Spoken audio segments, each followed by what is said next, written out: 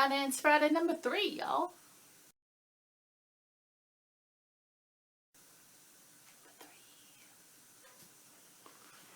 Hey budget girls and guys, it's me, and while I am not actually filming this anywhere near the Friday that this will be released because it's Black Friday, y'all, and I will have probably been up since midnight or from earlier, working with my sister-in-law with a plan that is more complex than many military operations. I mean, we get real serious with it. We have all the sales circulars out. We have like timelines. We have everything shy of like maps of the stores, which we don't really need because we know the store layouts. And we get all of our Christmas shopping done basically on one day. So as you are watching this, my feet will be hurting. I will be whipping out the cash, probably like roller derbying people out of the way and just having like the best time. So, and probably many of you will be too. Maybe you won't see this until later when I'm back home recuperating and eating turkey sandwiches. So I hope everyone had a wonderful Thanksgiving, and that you ate lots and lots and lots of mashed potatoes. I'm sure my Thanksgiving will be fabulous because I'll be with family. But I know what you came here for. You came for the questions. So, let's start with the wrong page. Yeah, let's do that. Okay, I want to start with a question from Path to Debt Freedom because it relates to Black Friday. She said, I want to know what your strategy is for shopping that day or Thanksgiving evening. Do you have a list of specific things you stand in line for, or do you just go and see what you can find that someone on your list might like? I love shopping on Black Friday as well. I can't wait. I don't normally have a good plan though. Lol, I just go. Well, I plan. We plan for Black Friday. In my family, we have a pretty open and honest view of Christmas and holiday giving. No one in my family really needs anything. It really comes down to just things that you kind of like. We usually gift each other really boring things like socks and underwear. My sister-in-law always gets me bras because I usually need them. And that's, those are the little luxuries that you don't always replace for yourself as often as you should.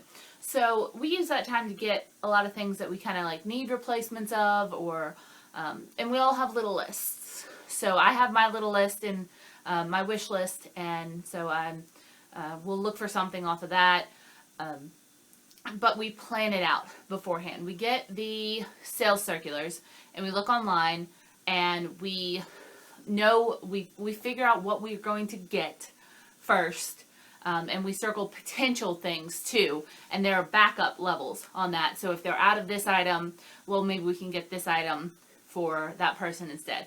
And so we have pages of lists and tiers, and we know we have plans to go like when this store is opening and this store is opening, and we'll even like map out where we're hitting to be most efficient and to get there on times, and we'll stagger it by when they're opening, and we'll fight the crowds and everything. And then when we're in the stores, my favorite was when Belk was having a really crazy boot sale. It was like $19.99 boots, and I didn't need any boots, but Beth needed boots. And so there were like 400 people in the boot department of Belk. It was insane. So it became very clear that Beth needed to stay like kind of outside of it with the cart, and I would deliver boots to her where she would try on and then either discard or take. And so I kept like going into the mob. I'd climb under tables, over tables, around. I mean, people were going nuts. And Beth had all the other stuff that she was protecting, and she was trying on boots and stuff there. And I just kept volleying back and forth until we found what we needed. So we team up like that. If we know what we're looking for, we know what color, what sizes we're looking for. And yeah, there are a few things that we may find on the day that we weren't necessarily looking for. Like we found some really good deals on sweaters and dresses for me before, and clothing for her too, actually. But that is always done after the initial like doorbuster grab. it sounds really complicated, and it kind of is complicated, but we're like pros at this. I mean, not to toot my own horn, but we have this down. So it's a really enjoyable time of year. I would suggest that you make a plan, you know, when the stores are opening, what things you want to get, and what your budget is. Most of all, we always have a budget before we go. I know how much, and we kind of pass an envelope too. Sometimes they'll give me an envelope of money and I'll buy things that I want, and they'll help me plan and find it, but and they'll know what their budget is, what my budget for them is, and they'll pick things kind of within that budget, and we'll go and get them and wrap them. So don't bust your budget because of shiny displays.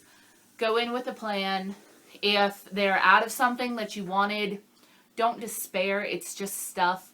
You can find something else, but I would suggest you kind of plan backup gifts too, because that has saved my bacon more than once. So go in with a plan, but be willing to kind of fix it as long as you don't go outside of your budget. I hope that answered that question. All right. Nadine, the Geek on Fleek Music Try One Style asks, why is there a random number? And I assume that he means, or her, I assume that they mean the number in the title of all of my videos.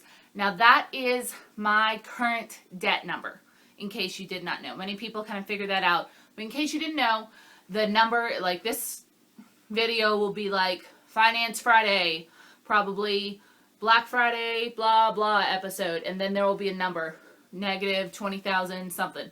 And that is what my debt level is about that day. So if you look back at my older videos, you'll see videos that have like negative 32,000, negative 28,000, and you can see what my debt level was when I uploaded the video. So that's what that is. Nadine Smith said, do you meal plan and then shop, or do you shop and then meal plan based on what you found at the grocery store? I meal plan and then I shop. And I think that's very key to being able to get in and out with a budget and with meals that you can enjoy. So first thing you do is you set your budget. Mine's $50 a week. Then you look in your fridge and you see what stuff you need and what stuff you need to get rid of or need to use up. So I'll look in my fridge and I'll say, okay, I'm completely out of milk. Milk has to go on the list. The staple items, like am I out of butter? Am I out of something that I always use and will be eating the next week? And is there, you know, there's half a jar of pasta sauce left. I need to utilize that in something or else it's going to go bad to prevent food waste. So then I take my handy dandy notebook, which is just an old day planner, a really old day planner. And for a while I had another notebook, but it fell apart on me. So I plan out what I will be eating for breakfast, lunch, and 5 dinners. The other 2 can be leftover or like cereal, grab it yourself, make do kind of thing. I plan out what I'm going to eat. And then I make a grocery list based off of what I'm planning to eat that week. Now I usually make the list based off of, you know, 1 meal or 2 will be using up something that I didn't use last week kind of thing. Last week I had rice left over, so this week I had chicken fried rice. No, actually I had vegetable fried rice. I did not use chicken. So utilize that. And then after that I was like, okay, what do I want? And I decided I wanted, what did I eat this week? Oh, I decided I wanted sausage pan bake, pad thai, chicken fried rice, and then an easy dinner. And I knew I wanted lasagna for lunch. So I knew I wanted lasagna for lunch, so I checked my pantry. I had lasagna noodles. I had sauce. I needed, though, and make a second list of what I need. I knew I needed ricotta and mozzarella cheese, and I also needed milk and yogurt for my overnight oats. So I make my meal plan, and then I make my list of what I need, and I go to the store and get it. Now, here is where a lot of people mess up, and here's where I used to mess up a lot. When you are in the store, just because something is on your list does not necessarily mean that you are going to buy it. When you are in the store, you need to take your book and be willing to adjust. Now, my trick is, oh, look at this page. That's fun. I adjusted a lot that week. So there are 2 reasons you might need to adjust. 1, because your ingredients cost more than your budget, in which case you're going to need to alter your meal plan. Or 2, if you see something that is a fantastic deal and you want to get that, you're going to have to alter your meal plan to get that. So if while you were in the store and you were putting things in your buggy or cart, depending on where you grew up, I write down how much each of those items cost. Now, I usually round up just a little bit, so if an item's $2.38, I'll put $2.50 just to account for tax. Simple math, and I'd much rather go under than over. You can do it exactly. I don't really care. And I also have my cell phone if I need, and I'll calculate up or down. You can either take your budget and then subtract down until you're at 0, or add up. It doesn't really matter. So this week, October 4th through 12th, that wasn't that long ago, 5 apples were $2.50 a pound, and it looks like 5 $5 for apples that were $2.50 a pound, $4 for potatoes, which were 10 pounds, $2.38 for spinach, $1.05 for plums, $5 for raspberries, $5 for chicken something, I don't know, $3.42 for cheese, and I got to the point where I was out of my budget, so I needed to take off one of my dishes and replace it with something else. So that's just something you might have to do. If you want to make spicy sausage pasta with spinach, but you go over, you may have to cut the spinach. Always cut the spinach instead of the cheese. Just saying. Serious talk. Yeah, I have some very easy meals that I can make out of pantry staples, like tomato soup and grilled cheese. I always have some bread in the freezer. I always have a can of tomato soup in the pantry. So maybe I got a little happy one week and I planned too many meals that were going to cost money. I needed to eliminate one or change one. I can switch one out for tomato soup and grilled cheese and then have enough money to kind of make my other meals. And this is something that you will figure out eventually. I promise you, the first time I sat down to do a meal plan, it took me like 7 hours. I don't even think I'm exaggerating on that. I tortured myself. I looked through Pinterest and I had no idea how I'd ever eaten before because I could not think of a single thing to eat. But after you do it for a couple of years, or even just a couple of months, you'll start to figure out what you can do, how much it's going to cost, and it'll get a lot easier. So I know that doesn't help if you're just starting, but it does get better. And now I can pretty much put a meal plan together in an hour, and I almost don't even need to calculate it in the store because I know about what it's going to cost and that I'm not going to go over budget. But I still count up the numbers in the store. So don't be afraid to alter your plan that you just spent so much time and energy working with. If you get to the store and something's more expensive or less expensive than you mean and you want to change it, just change it. Change it on the fly. But don't go in the store without a plan. That's how you just end up shoving stuff into your cart and you come home and you don't know what you're going to eat because you didn't have a plan and you've got all these groceries but you can't make anything, which was a spot I found myself in 1,000 times. So, yeah, I'll probably do some more meal planning videos, or you guys can just watch my grocery hauls every week because I show you what I pick up and what I'm going to eat that week, and sometimes I'll even show you the meals that I have made. All right.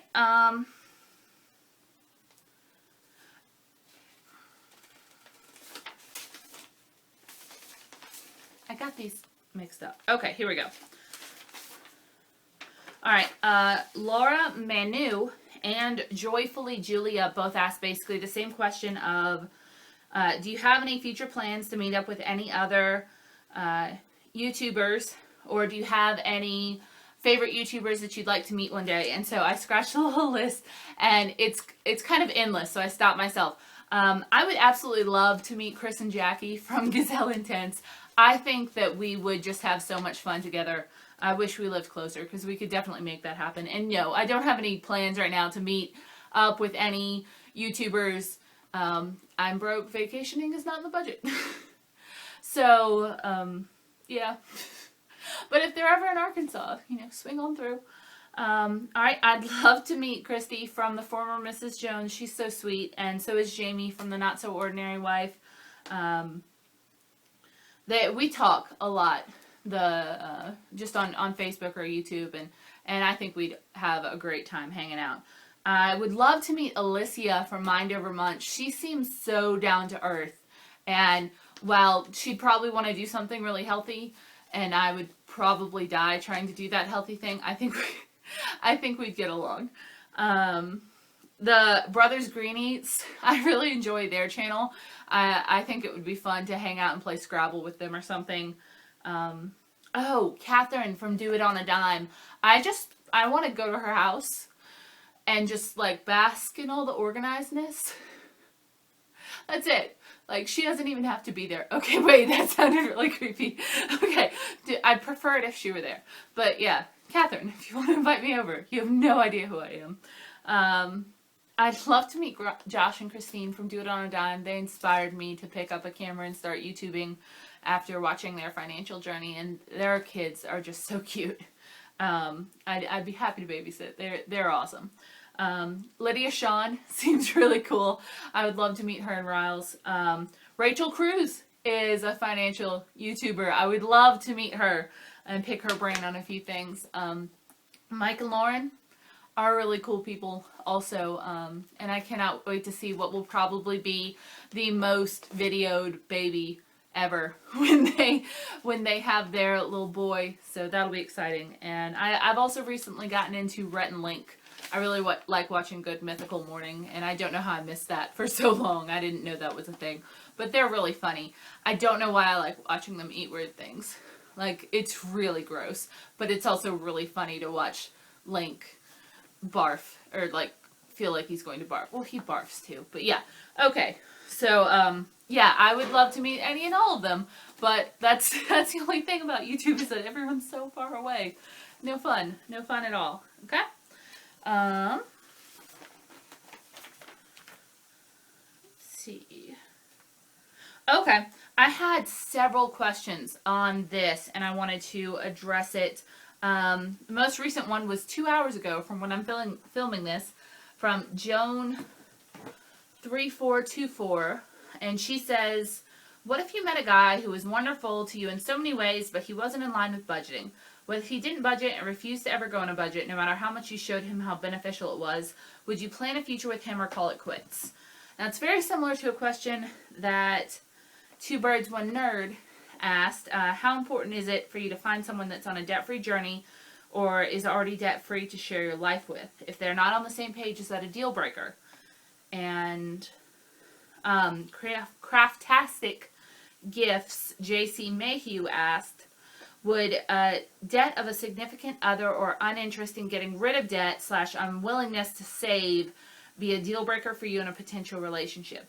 If you met Mr. Right, but he was buried in debt and didn't care about it, how would you handle that? Okay, a lot of you guys had the same question, and I had to really kind of meditate on this for a second. This lifestyle that I have adopted is extraordinarily important to me. And I cannot imagine going back to the way I lived before, of not knowing how I would pay my bills and just spending far above my means. I look back on myself and I was like, you were such a moron. And I have a pretty strong feeling that if someone that I was dating was completely in the dark, and what all three of you said, like an unwillingness to manage his money, or in the future our money, I can't imagine that would go anywhere.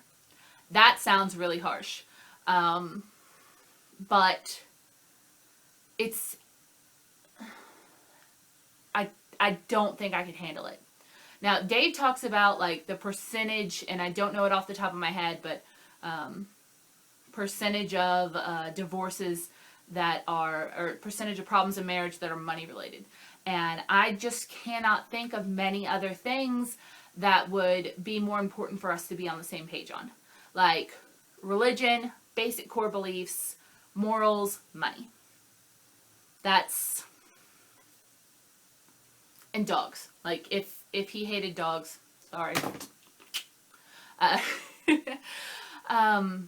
Yeah. And from the way Joan worded it, if a guy was wonderful to you in so many ways, but he wasn't in line with budgeting, if he didn't budget and refused to ever go on a budget, no matter how much I showed him that there was a better way, one, that sounds so stubborn and pig-headed. And he's either stubborn and pig-headed or he's an idiot. And neither of those qualities are things I think I could handle in a relationship. So as awful as it possibly sounds, I do not think that I could get into a serious relationship with someone that did not have the same views on money as I do. Now, he wouldn't have to love to budget on a spreadsheet exactly the way I do, but a future where managed finances, saving for the future, preparing for the future, and mitigating risks with our money would be essential to a working relationship with me. So, yeah, of the many reasons a man might not be interested in me, yeah, the whole money thing, definitely a deal breaker. Yes, you have to have control or interest in learning about control of your finances. So, yeah. Okie dokie. Alright, Shauna Kubala says, what would you recommend to do in this situation? My husband is a seasonal worker, so he only works around 9 months of the year. And we need to save to carry us through the off season. We also have some debt that we're trying to pay off. Our weekly wages vary every single week. How would you go about it? I'm so lost. Thanks in advance. That's a hard situation, Shauna, but it's not impossible. A lot of people do this. If they're not seasonal workers, they may be, advertising people where they never know exactly what sort of income they'll be making any week, and they have to pre-plan ahead to go through dry stretches. So there's this thing called the Irregular Income budget that Dave has on his website. I'll link to it down below. But essentially what it is you figure out your lowest cost of living, exactly what number you need to get you through each month. Okay? So let's say, just for ease's sake, $1,000. You need $1,000 every month to keep your lights on, keep your kids fed, keep you in shoes, in being able to get to work, etc. Pay all of your basic bills. $1,000. So if one week you get $500, the next week you get $700, the third week you get $100, and the fourth week you get $10 or something crazy like that.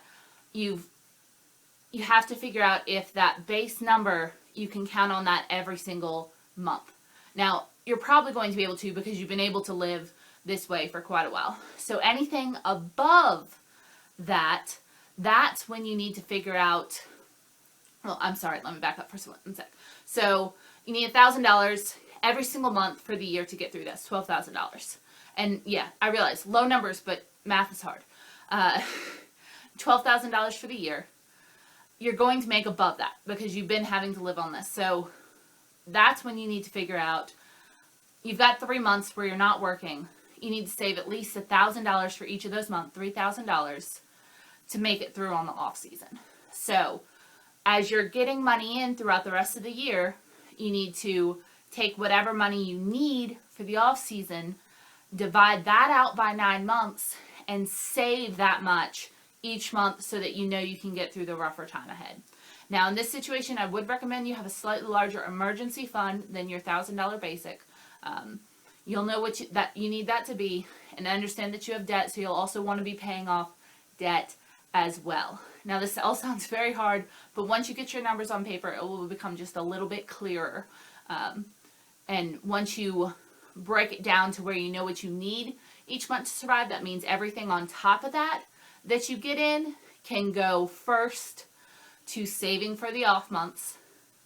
And once you've hit your cap on that for what you need to save for the off months, then that can go to your emergency fund, and then that can go to your debt. So, and that way, you know where to allocate the extra funds, if you have any, and that you'll be able to make it through each month, even when you're not working. So, best of luck to you in that. If you want to message me and go over it again, I know only a minute in a video is very hard to get through, but we can work on that. And look at the irregular income budget below on Dave's site. He has an excellent team that explains it very, very well. So good for you for looking forward to this and trying to plan appropriately. You can totally do it.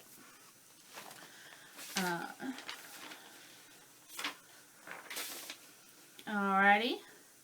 And last question for today. Portrait of a Planner Girl asks, where do you get your clothes from? I get a lot of my clothes from, well, I actually don't get a lot of my clothes from thrift stores. I get some of my clothes from thrift stores. It's hard to find my size, and I don't love digging through the vats and everything, but a lot of my winter clothes are from thrift stores or like dirt cheap. But my dresses that you guys are always seeing and commenting on come from a website that I'm not sponsored by at all, but I'm totally up for that because I recommend it all the time. It's called eshakti.com, ESHAKTI.com. It's an Indian company that makes beautiful customizable dresses, actually. So I order them and I stack coupons on top of sales. And I usually get these beautiful custom dresses. Yeah, you heard me. Custom to my size dresses for less than $40 a piece. So they also last a really long time. I still wear the first dress I bought from them 5 years ago all the time, and it still looks new. So once again, not sponsored by eShakti.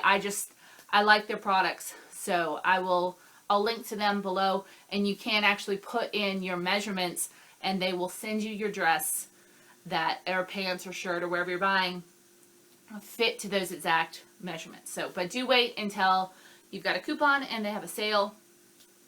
Excellent stuff. So, and you can also customize the length and the neckline and the sleeves and everything like that. So I really enjoy it. They have cute stuff. All right, please, please, please put your questions down below for next week's Finance Friday. If I did not get to yours, I'm so sorry. But please ask again. I will get to it. I'm absolutely committed to answering all of your questions. So I'm really enjoying this series. I hope you are too. And ask me anything you can think of below. And if you feel like it, tell me what you got for Black Friday. All right, I'll see you guys later. Bye.